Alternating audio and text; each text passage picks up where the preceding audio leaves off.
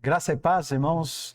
Nós vamos ter mais um estudo da Escola Bíblica Dominical. Vamos falar da última lição, quando falaremos aí, como já estamos nas vésperas do Natal, na semana do Natal, o nosso objetivo hoje é falar sobre o nascimento de Jesus.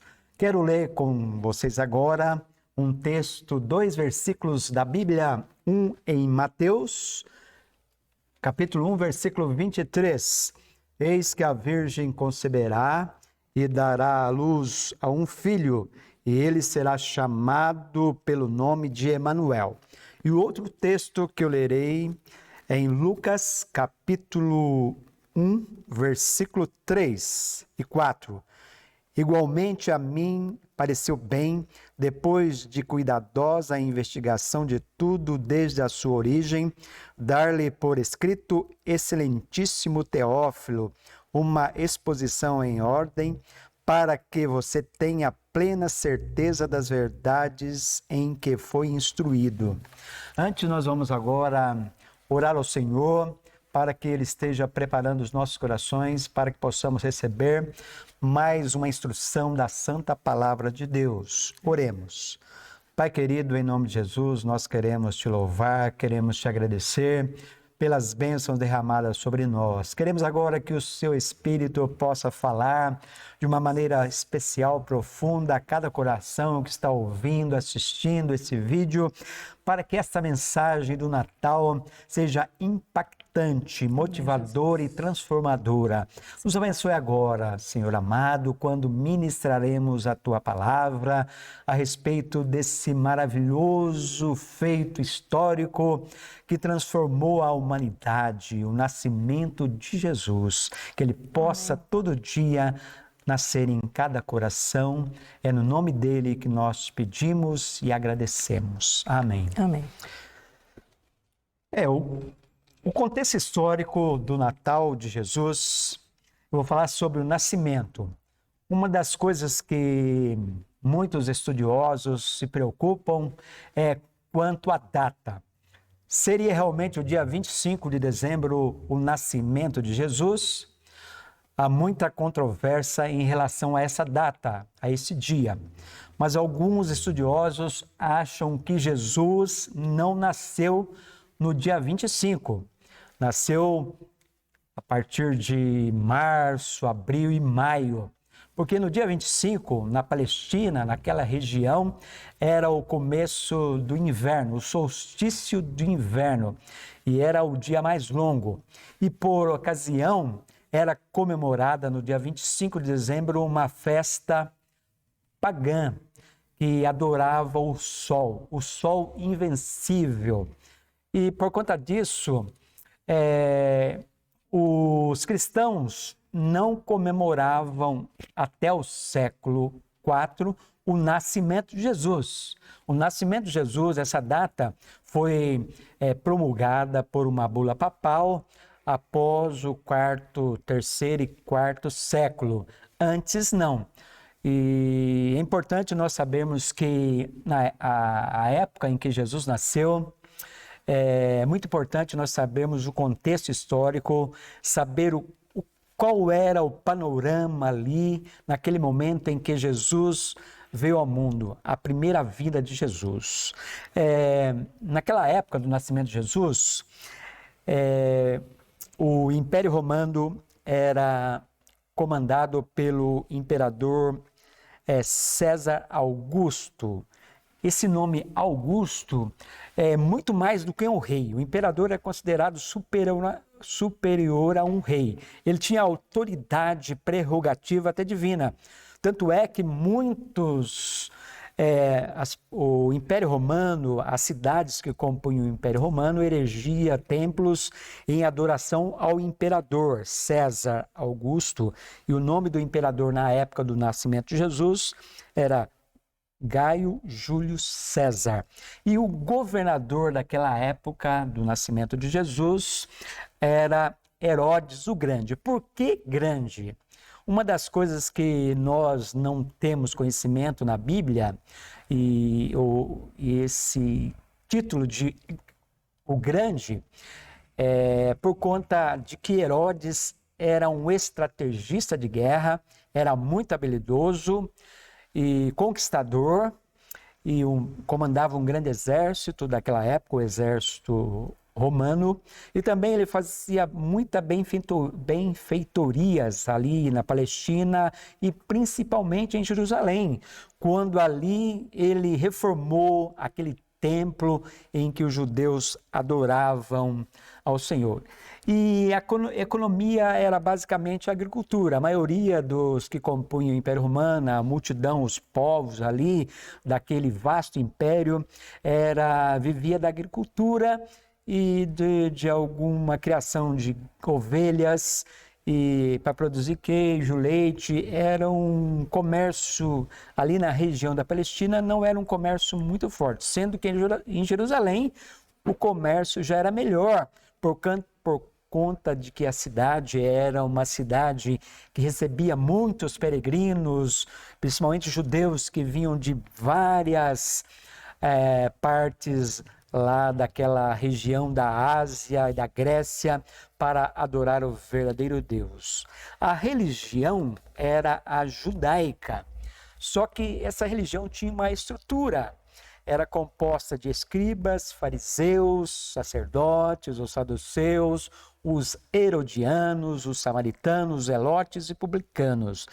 Queremos falar rapidamente das atividades desses segmentos da vida religiosa ali, política de Israel. Porque a política e a religião se misturavam ali na Palestina, principalmente ali na região da Galileia, da Judéia e mormente ali em Jerusalém. Os escribas eram pessoas versáteis no ensino da lei, eles ensinavam a lei nas sinagogas, e os fariseus eram um partido religioso muito ferrenho, muito rigoroso, muito legalista.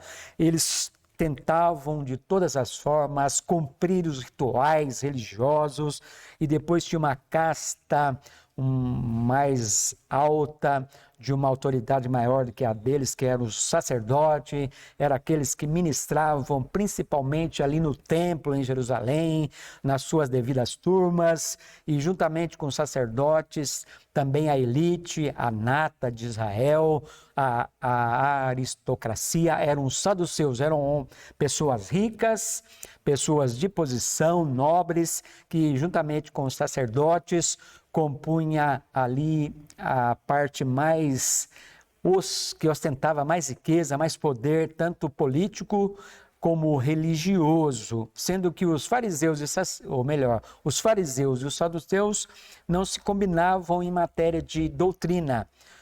Por exemplo, os fariseus criam na ressurreição, no céu, na vida após a morte, em anjos, sendo que os saduceus não criam nada disso, era totalmente diferente. E também tinha o partido dos herodianos, que trabalhavam também ali para o Império Romano, e também tinha os samaritanos, que eram já um grupo bem afastado, mas também faziam parte da vida religiosa do povo de Deus, Israel, mas era discriminado, eram rechaçados, eram menosprezados por ser uma mistura, judeus mistos.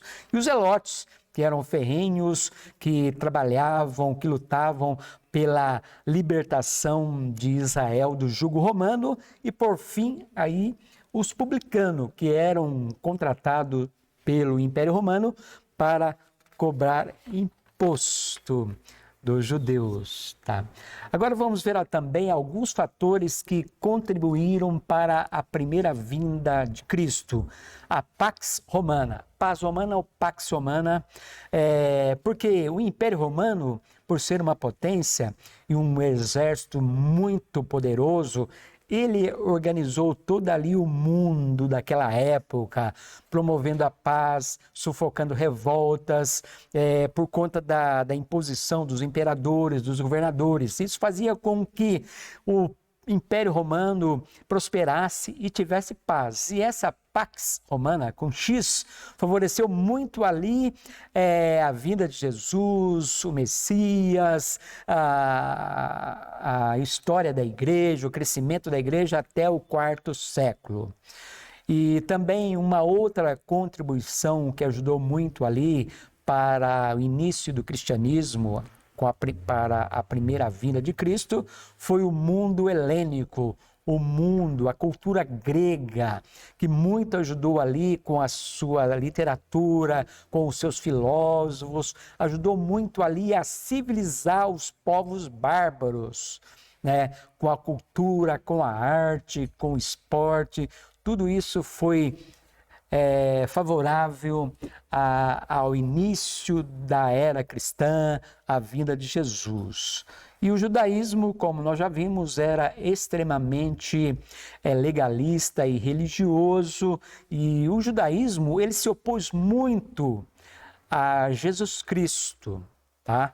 Porque Jesus ele pregava o reino de Deus, o arrependimento, e os judeus, os fariseus, aqueles que ensinavam a lei, combateram muito os ensinos de Jesus.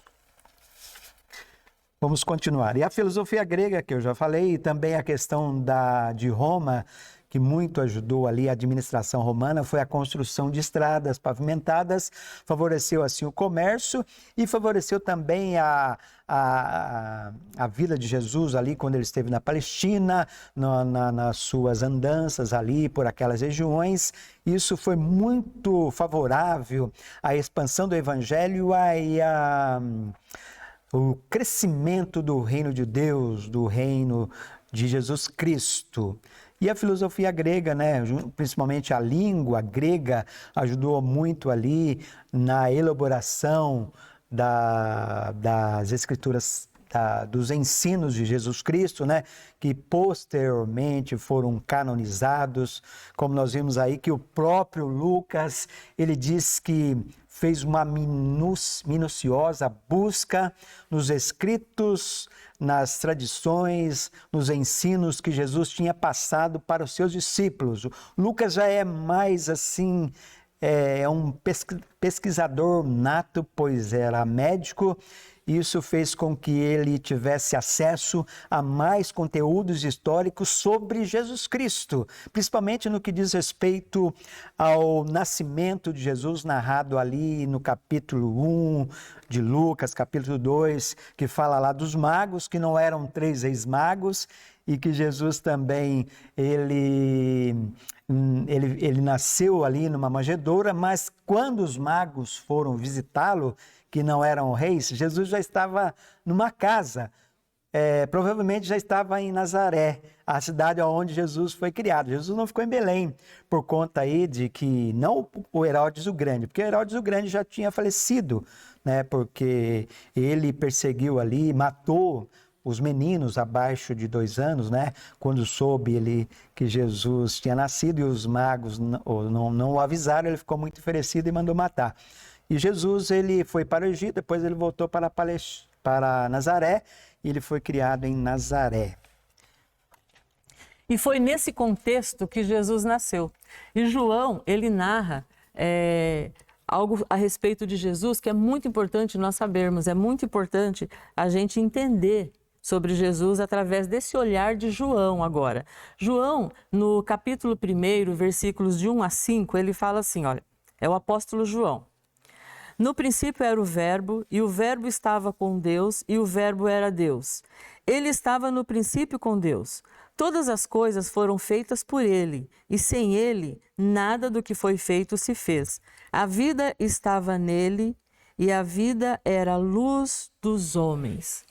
João, ele tem assim a preocupação de falar quem é Jesus. Porque nós sabemos que o mundo não conheceu, o mundo não reconheceu Jesus. Então, João, ele faz aqui um caminho interessante para a gente conhecer. Ele fala que no princípio era o quê? O verbo. O que é verbo? O verbo é a palavra, é a razão, é a palavra divina. É a palavra que tem poder, é a palavra, ou seja, é Jesus. Esse verbo a que João se refere é Jesus. E olha como ele faz. Ele faz aqui uma crescente, ele faz aqui uma progressão.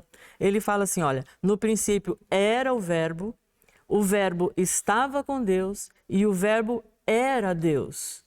É interessante a forma como ele coloca, era. Ou seja, Jesus já existia antes. E com quem que ele estava? Ele estava com Deus. Depois ele fala assim, era Deus.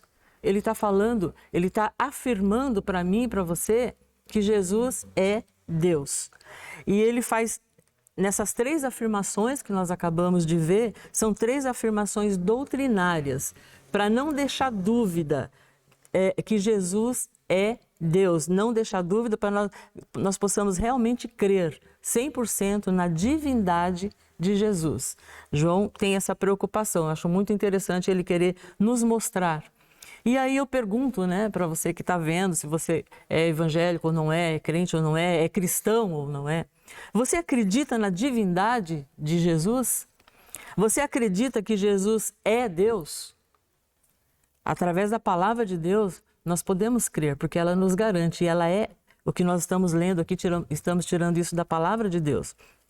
Voltando a João, João fala o verbo, ou seja, Jesus, como Criador. Olha que no versículo 3 que nós lemos, ele diz assim, todas as coisas foram feitas por ele, e sem ele, nada do que foi feito se fez. Então Jesus, ele está na criação. Se ele está na criação, ele não foi criado. Ele já estava, ele já existia, tá? Ele participa na criação, ele está ali junto. Inclusive quando a Trindade conversa ali, ó, façamos o homem a nossa imagem e semelhança. É a Trindade que está conversando. Deus Pai, Deus Filho e Deus Espírito Santo. A prova que Jesus já estava ali. Jesus nasce em Belém, mas ele não começa ali. Ali ele encarna a parte humana, mas ele já existia. Ele estava na criação, portanto, ele não foi criado. Eu estou frisando isso porque há muitas heresias por aí, nós vamos falar um pouquinho delas também, que começam a duvidar que Jesus é Deus, que ele estava na criação, que ele participou na criação. Então fala assim que Jesus foi criado, ou que Jesus começou quando nasceu ali em Belém, de Maria e José. Não é isso, tá? E a Bíblia nos garante.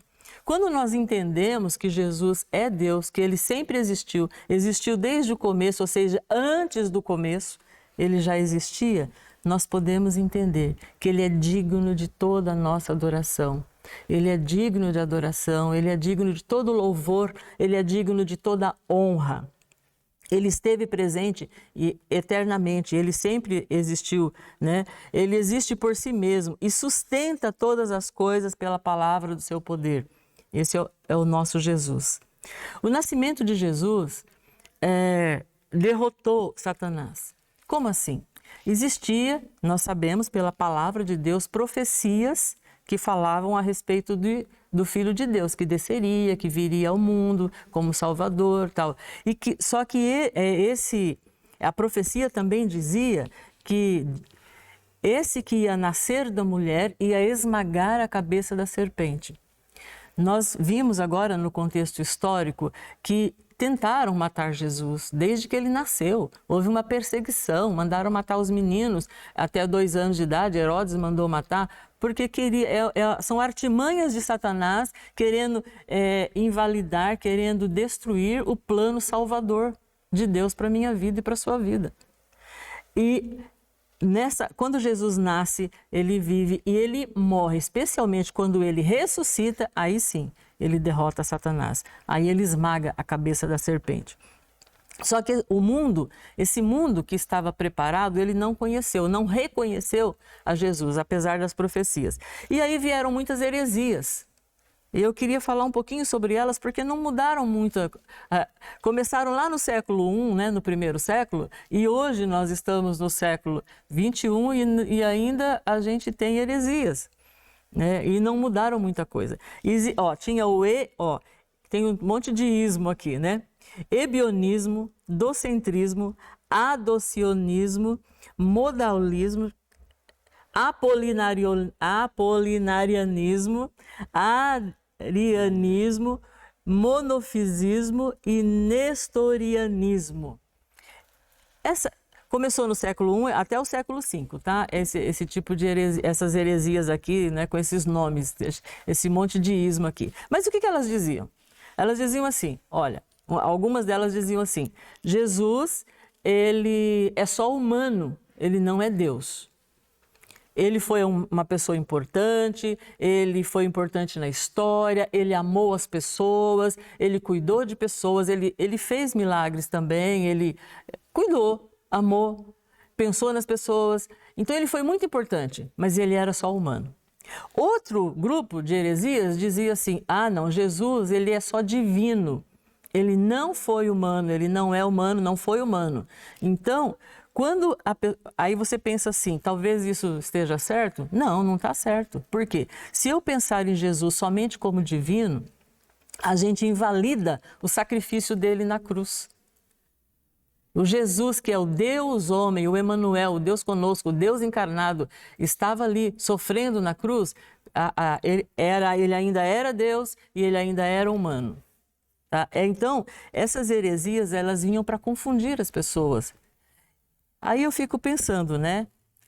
Quais são as heresias atuais sobre Jesus? Como eu disse, vou repetir, elas não mudaram muita coisa. Tem muitos grupos hoje que ainda acreditam que Jesus era só humano. Outros grupos acreditam que Jesus era só divino. Veja bem, a distinção das naturezas divina e humana, de modo algum, é anulada pela união de ambas. Por quê? Jesus é Deus, ele pode fazer isso. Eu não sei como faz, mas ele sabe. Ele pode, ele é Deus. Então, uniu a natureza humana e a natureza divina de Jesus, ele pode fazer isso e fica inconfundível, imutável, indivisível, inseparável. Porque ele pode, ele é Deus. Jesus foi humano sem deixar de ser Deus. Ele, como Deus, deixou a sua glória.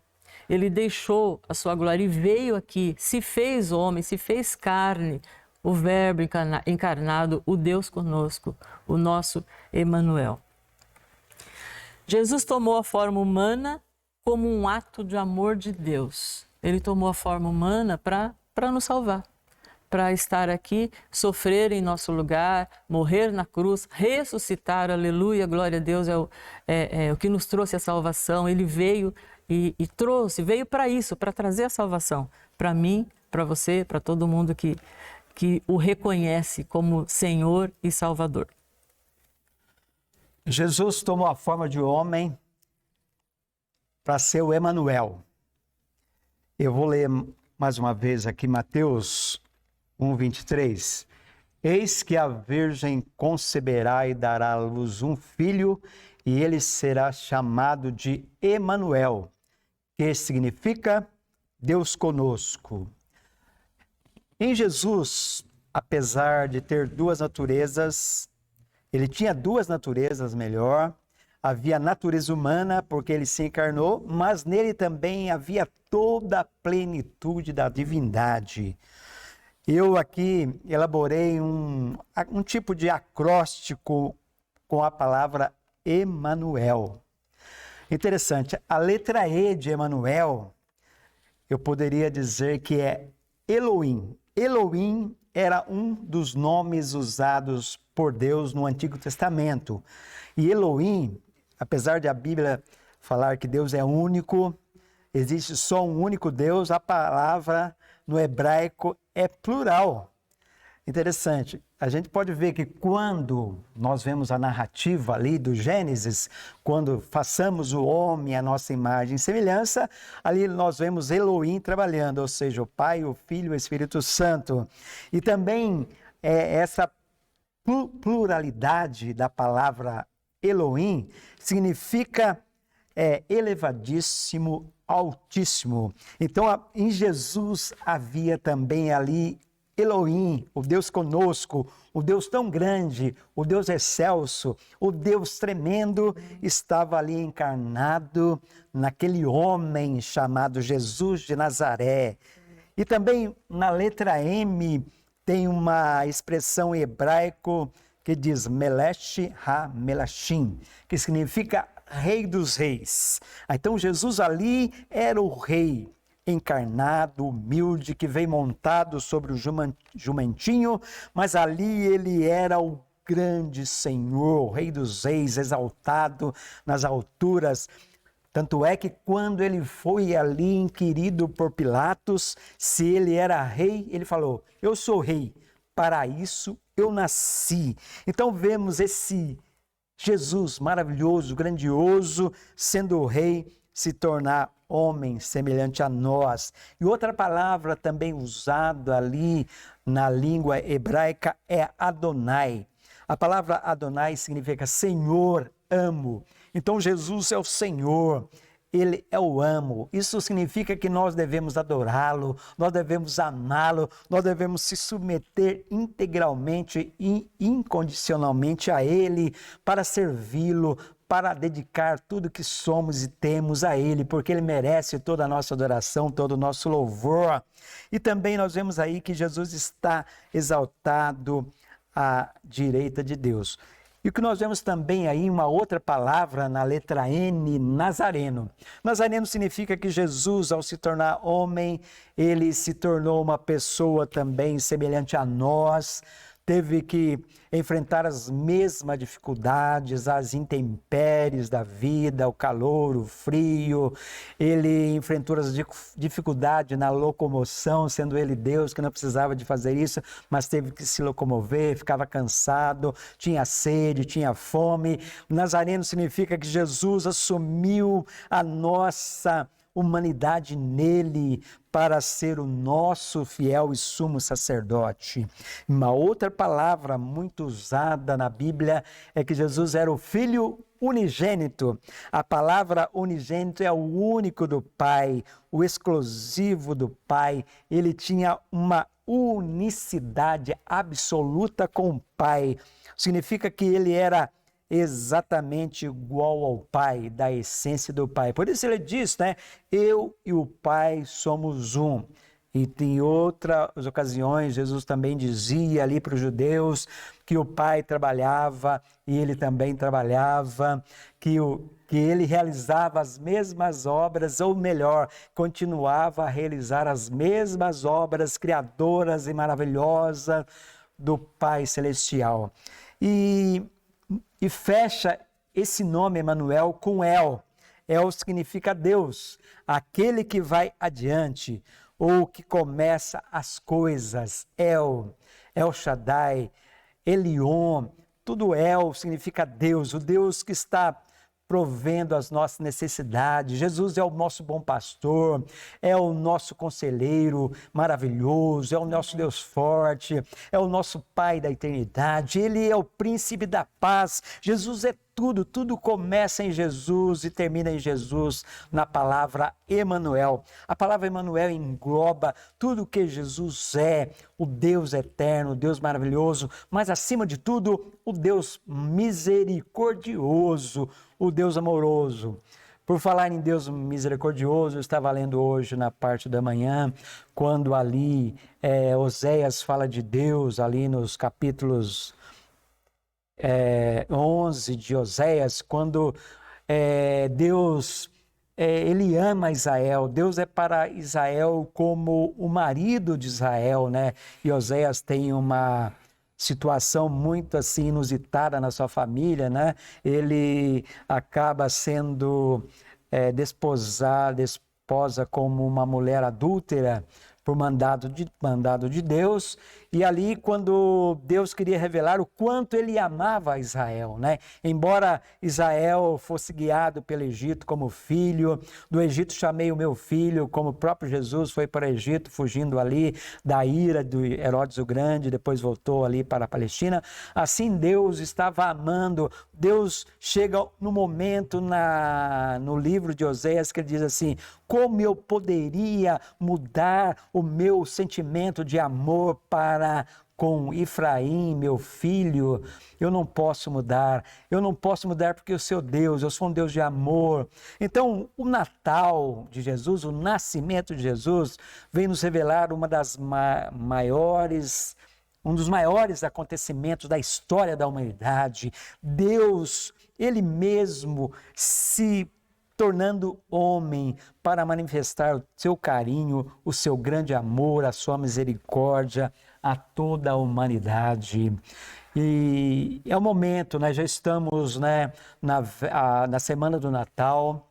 Já estamos aproximando nessa data que é muito comemorada em todo o mundo, mas nós devemos fazer uma reflexão. Quem Jesus é para nós? Qual é o significado do Natal na minha vida? Esse Emanuel, qual é o valor que eu tenho dado a ele? Eu o respeito, eu o amo, eu o adoro, eu o exalto, eu testemunho dele às outras pessoas, como o nosso Rei Jesus, que nos ama tanto, queríamos que nós pudéssemos estar manifestando às outras pessoas o seu grande amor. Que Deus possa abençoar a cada um de vocês, ministrando o verdadeiro espírito do Natal. Amém. Amém. Terminando, falando sobre o Natal ainda, vou contar uma ilustração para a gente encerrar essa aula. A gente vê que hoje em dia as pessoas comemoram o Natal e tem que comemorar mesmo, é uma data importante que precisa ser comemorada. Mas essa ilustração ela vai mostrar o que eu quero dizer. Teve uma família que tinha uma criança e foi fazer uma festa de aniversário para essa criança, um bebê. E aí a família enfeitou a casa e preparou tudo e convidou bastante gente e tal. E era uma época muito fria. E os convidados começaram a chegar, mas o neném ele estava dormindo ainda. E os convidados começaram a chegar e o primeiro convidado que chegou tirou o casaco e pôs o casaco na beira do berço. Aí o outro chegou, também viu o casaco lá, tirou o casaco e não sabia onde pôr, olhou aquele, pôs lá junto também. E assim foi, cada convidado que ia chegando foi pondo o seu casaco ali naquele berço, um casaco sobre o outro e tal. E a festa estava acontecendo, as pessoas se divertindo bastante e tal. E na hora de cortar o bolo, vamos buscar o aniversariante então. Quando foram buscar o aniversariante, a criança tinha sufocado e não estava viva mais. É uma ilustração meio trágica, mas é o que tem acontecido com o Natal. Pessoas cristãs e não cristãos, os cristãos é que comemoram o Natal, estão fazendo tantas festas, tantas comemorações, tantos enfeites, tantos presentes, tantas outras coisas, e estão esquecendo do próprio aniversariante. Essa lição nós viemos falando desse aniversariante, que é o nosso Jesus, que é o Deus encarnado. Ele não pode ser esquecido. Eu tenho que comemorar, festejar, dar presente, reunir família, fazer culto, cantar. Tudo isso é bom, faz bem para a gente, nós precisamos comemorar. Só que a gente não pode esquecer o aniversariante. Parece que tem um outro personagem que tomou o lugar do aniversariante principal, que é Jesus, né? Papai Noel, ele tem tomado, tem ocupado esse primeiro lugar. O objetivo dessa lição hoje é nos chamar a atenção, você que é da igreja, você que não é da igreja, a pensar sobre como vai ser o teu Natal, se o aniversariante do dia vai estar presente na sua vida, na sua casa e na sua igreja. E com isso, nós queremos desejar para você um feliz e abençoado Natal. Amém.